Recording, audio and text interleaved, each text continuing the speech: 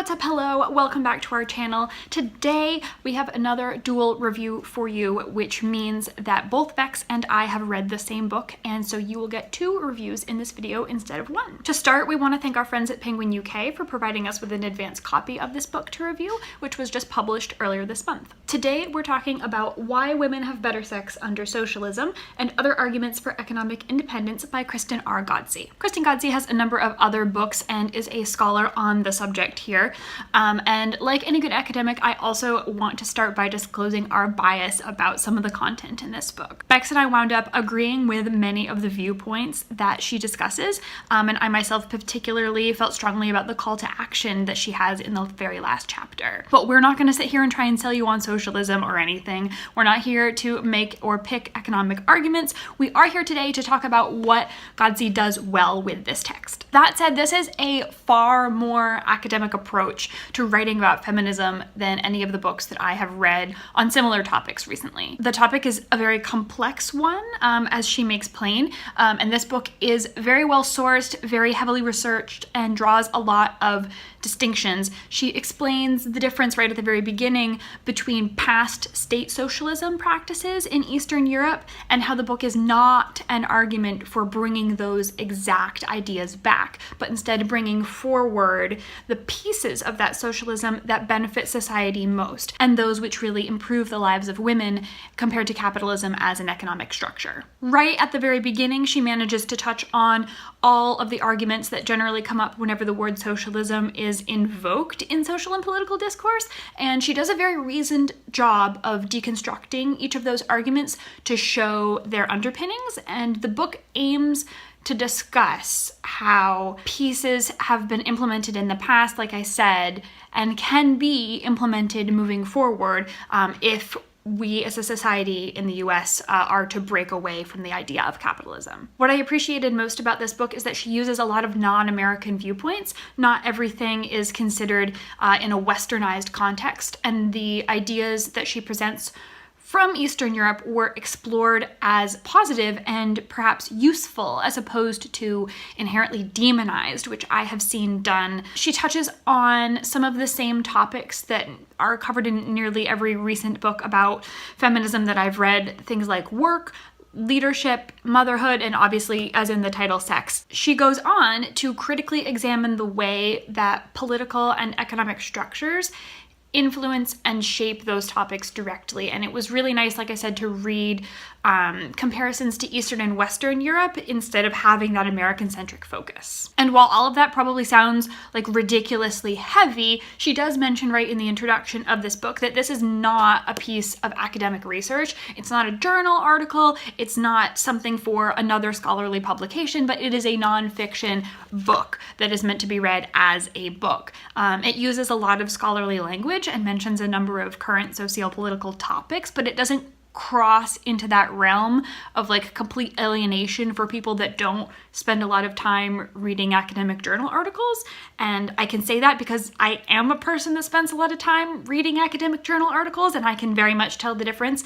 This is accessible in the way that it's written to those who are interested in the best possible way. I will say, however, that it did sort of drag in the middle, specifically in the section about leadership and the first section about sex. And though given the content, I'm not entirely sure that I can identify what it is about those sections that would have made them more engaging.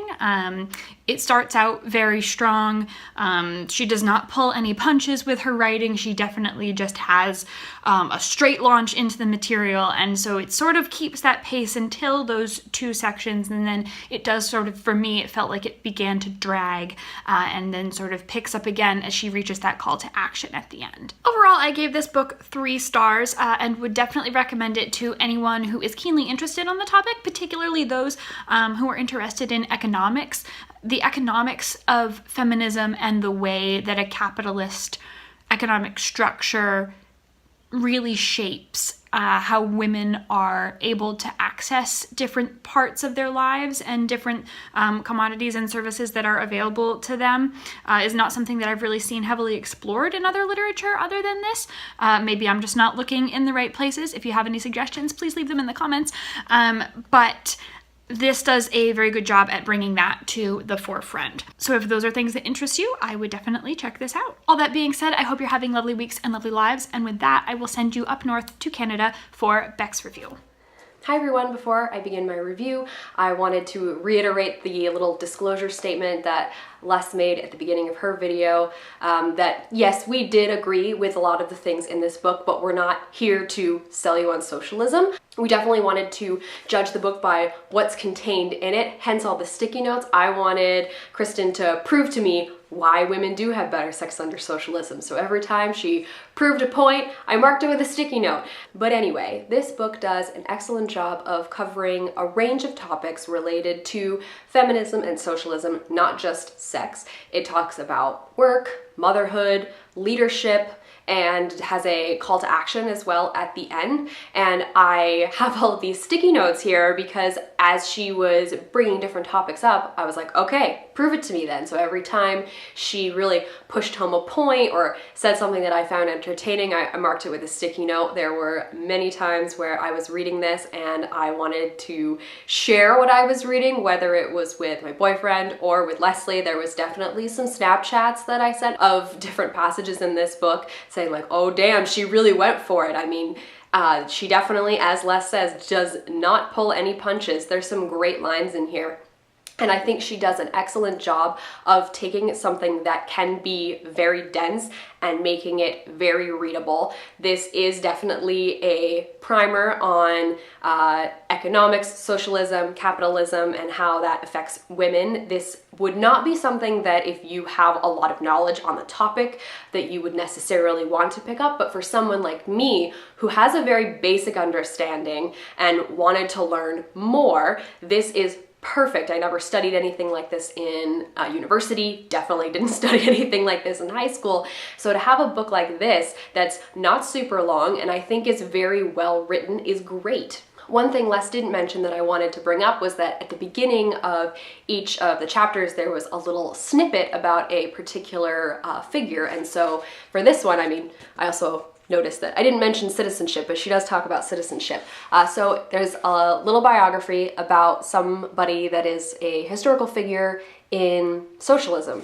And these were all people, well, not all of them. I'd heard of a few of them, but most of them I've never heard of because I didn't ever learn about this kind of stuff. And so I found it very handy because a lot of the people that are mentioned in these little biographies get discussed a lot in the book. She also introed most of, if not all of the chapters with personal anecdotes that were either related to her or somebody she knew. And at first I was a little confused as to why this was happening, but then it became apparent that she was taking those personal anecdotes and they were matching what she was talking about, whether it was work, motherhood, citizenship, sex, etc. And kind of bringing it around and tying it back to a personal experience just to maybe help somebody understand things a bit more. There's a lot of info in here, a lot of studies. It's very well researched, and maybe to some people that could be a little much, but I think those personal anecdotes would possibly connect with different readers in different ways and help them understand what she's discussing in this book. Les did mention she thought the middle of this book dragged a little bit. I disagree. I'd say I was very engaged about 90% of the time, and then other 10% of the time I was still engaged but maybe ready to move on to the next topic. If you're someone that's looking for an introduction to socialism, democratic socialism, capitalism, and feminism and how they all mix together, this would be a really fantastic book for you. I gave it 4 stars because I was somebody going into this with little knowledge, and I felt that this did a really excellent job of educating me and proving its points as well. I mean, that's a pretty flashy title. You have to do a good job of proving your point, and I thought she did a really good job doing that. I also suggest that if you're looking for something to broaden your horizons, there may be some things in here that will really challenge ideas that you have grown up thinking, and certainly did that for me, which is great. That's what books should do. They should challenge you and broaden your horizons and make you learn new things. If you guys have read Why Women Have Better Sex Under Socialism, let us know what you thought about the book down below. or if you have any recommendations on the subject, whether they are also more starter primer books or something a bit more advanced. There may be some other people watching these videos who are looking for suggestions. Unfortunately, Les and I don't have the knowledge to give that right now, but I'm sure there are others out there that can. As always, all of our links are in the doobly-doo. You can go check those out if you feel so inclined. Thank you guys very much for watching, and we'll see you later.